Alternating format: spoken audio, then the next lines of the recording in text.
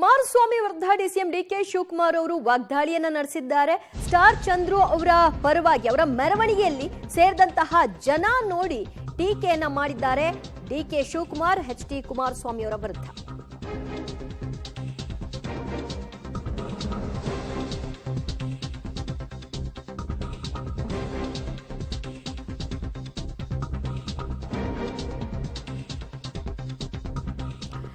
ಕುಮಾರಸ್ವಾಮಿ ವಿರುದ್ಧವಾಗಿ ಮಂಡ್ಯದಲ್ಲಿ ಡಿಕೆ ಶಿವಕುಮಾರ್ ಅವರು ವಾಗ್ದಾಳಿಯನ್ನ ನಡೆಸುವ ಮೂಲಕ ಸ್ಟಾರ್ ಚಂದ್ರು ಅವರ ಮೆರವಣಿಗೆಯಲ್ಲಿ ಸೇರಿದ ಜನ ನೋಡಿ ಡಿಕೆ ಶಿವಕುಮಾರ್ ಅವರು ಒಂದು ಹೇಳಿಕೆ ಕೊಡ್ತಾರೆ. ಸ್ಟಾರ್ ಚಂದ್ರು ಮಂಡ್ಯ ಜಿಲ್ಲೆಯ ರೈತ ಮಗ.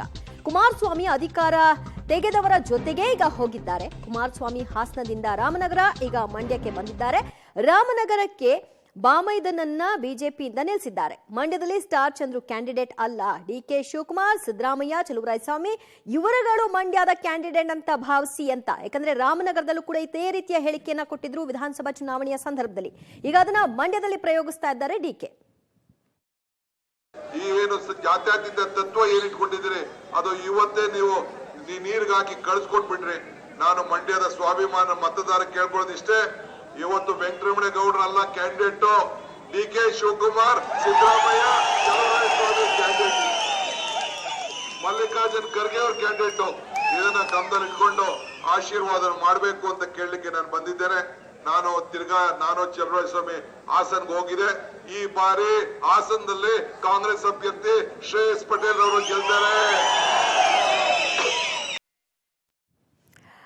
ರೈಟ್. ಮಂಡ್ಯದ ಅಭ್ಯರ್ಥಿ ವೆಂಕಟರಮಣಗೌಡ, ಕಾಂಗ್ರೆಸ್ನ ಅಭ್ಯರ್ಥಿ, ಅವರ ಪರವಾಗಿ ಜನ ಸೇರಿರೋದನ್ನ ನೋಡಿ ಇವತ್ತು ಡಿಕೆ ಶಿವಕುಮಾರ್ ಅವರು ಒಂದು ಮಾತನ್ನ ಹೇಳ್ತಾರೆ. ಇವರು ಮಂಡ್ಯ ಭಾಗದ ರೈತ ಮಗ.